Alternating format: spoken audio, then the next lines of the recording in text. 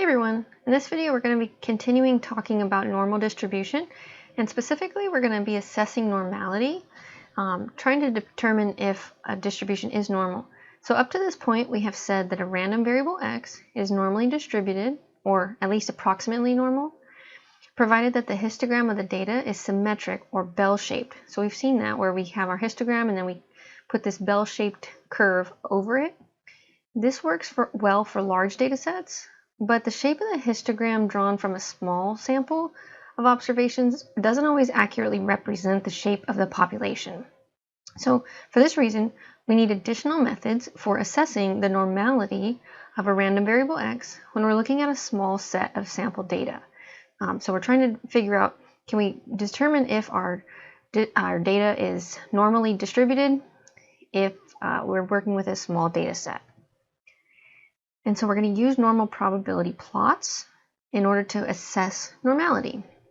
So a normal probability plot, it's a graph, and it plots the observed data compared to the normal scores. And so a normal score is the expected z-score of the data value, assuming that the distribution of the random variable is normal. And the expected z-score of an observed value depends on the number of observations in the data set. So we've computed z-scores previously, and so the normal score is that expected z-score. So drawing a normal probability plot. So this is a graph. Here's the steps for drawing it. Step 1, arrange the data in ascending order. Step 2 is to do a computation. Here's the formula for it. So you're going to do this for each I value. And first, let me tell you what I is. I is an index, and it just represents the position of the data in your ordered list. So let's say there's 10 observations. When I is 2, it would mean the second data value in the list. When I is 5, the 5th data value, and so on. And so the computation is f sub I for each I value, and then you just say that this equals I minus 0.375 divided by n plus 0.25. And what this tells you is the expected proportion of observations less than or equal to that ith data value. Okay, so when you do this computation, let's say I is 2, this f sub I value gives you the expected proportion of observations less than or equal to the second, because I said 2, data value. Then step 3 is to find your z-scores corresponding to this value you computed, f sub I, and you can get those from technology, you can use software, or we can use our standard normal distribution table that we've seen in the past. So step 4 is to plot the observed values on the horizontal axis, and then on your vertical axis you're going to plot the corresponding expected z-scores. So you're plotting two things, and you're comparing what was observed to the more theoretical expected value. Okay, so the idea behind finding the expected z-score is that if the data comes from a normally distributed population, we could predict the area to the left of each data value. The value of f sub I represents the expected area left of the ith observation when the data comes from a population that is normally distributed. So we've dealt with this in the past, but let me just explain again. Anytime you're working with the z-scores, what they do, so z is a specific number on your horizontal axis, it tells you about the area under your curve, your normal curve, to the left of that z-score, or less than that z-score. So that's why it's being mentioned here about the left of each data value. So for example, f sub 1 is the expected area to the left of the smallest data value, because remember step 1 was to put your data in order. So that means the first data point was the smallest, second one is the next smallest, and so on. So if sample data is taken from a population that is normally distributed, a normal probability plot of the actual values versus the expected z-scores will be approximately linear. Okay, so this idea here, what we're doing and why we're looking at all of this, is if we compare the observed actual values to our expected theoretical computational values that we've got from our z-scores, when we compare them and we draw a line, a nice line that goes through our points, it should look like a fairly straight line. So we'll look at an example, but that's the idea for how we can tell if it's normally distributed. And it's difficult to determine whether a normal probability plot is linear enough. Basically, if the linear correlation coefficient between the observed actual values and the expected z-scores is greater than the critical value. So remember, these are all things we've learned in the past. Just critical values, we had found those from a table. You can get them from the textbook or online. And then it's reasonable to conclude that the data could come from a population that is normally distributed. Okay, so we'll work this out. Normal probability plots are typically drawn using graphing calculators or statistical software, so you don't have to do this by hand too often.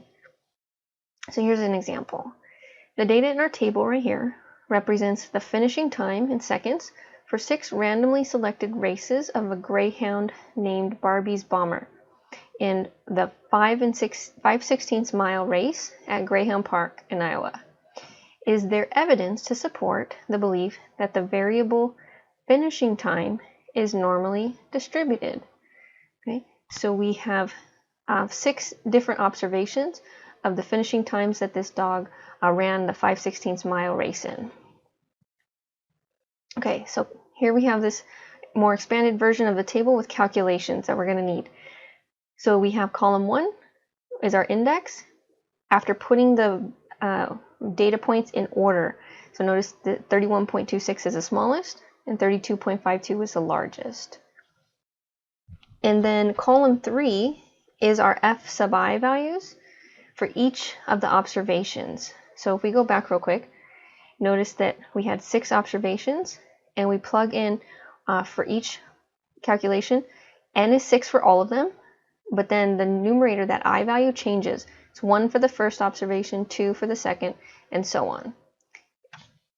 Okay, so then just like we had here, that's how we compute f sub 1 to be 0.10. The area under the normal curve to the left of 31.26 is 0.10 based on this calculation here if the sample data come from a population that is normally distributed.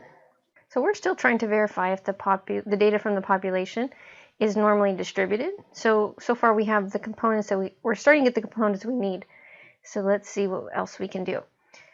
So we can use a table from our standard normal distribution that you can find in a textbook or online to find the corresponding z-scores.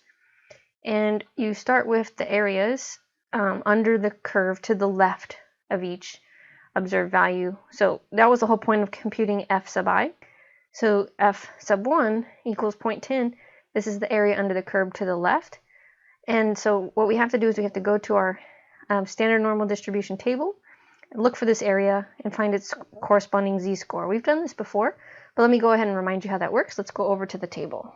Okay, so we're looking for the area, which is the center part of the table, and we're going to find the corresponding z-score, which is in the rows and columns. So we're looking for 0.10, or the closest number to it. And so if we look at all of our values, let's kind of scroll down a little bit. We have 0.1, looks like it's happening around here, mostly in this row. Okay, and we want the closest to 0.10, which looks like it's about right here.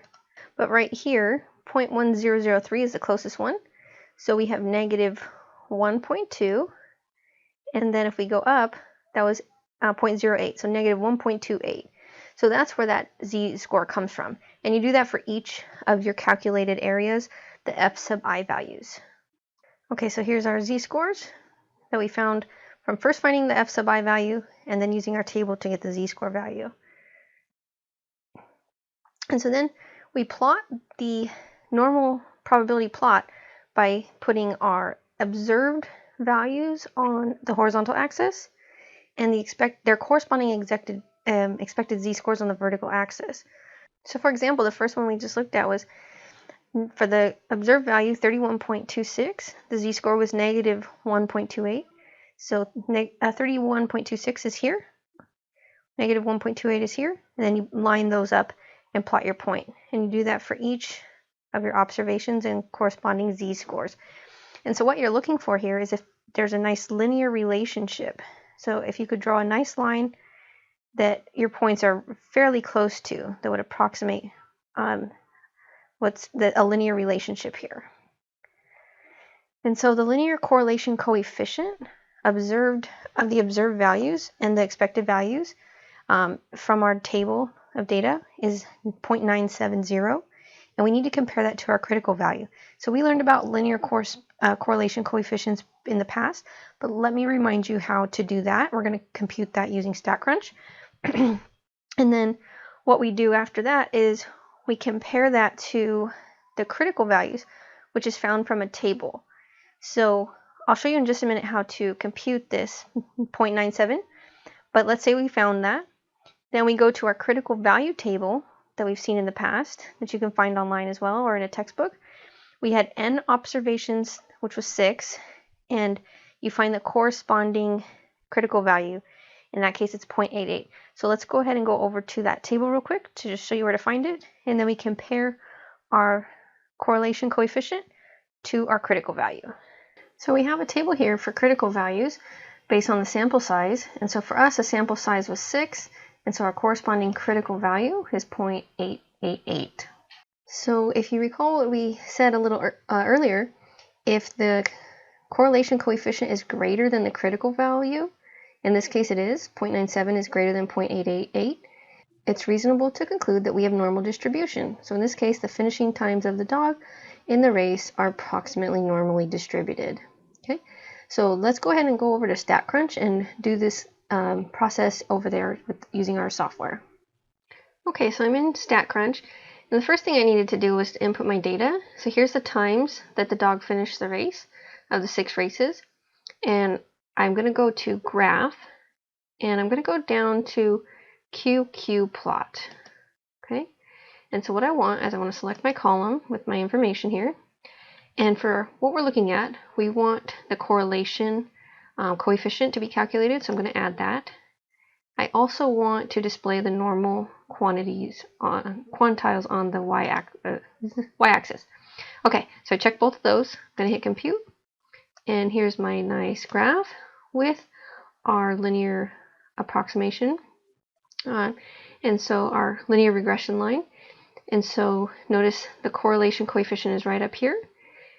And so what we would have is we would still have to go to our table to get the critical value and compare this 0.974 to that 0.888 number, and then we can verify that yes, this is in fact normally distributed. All right, that's it for this one. Thanks for watching.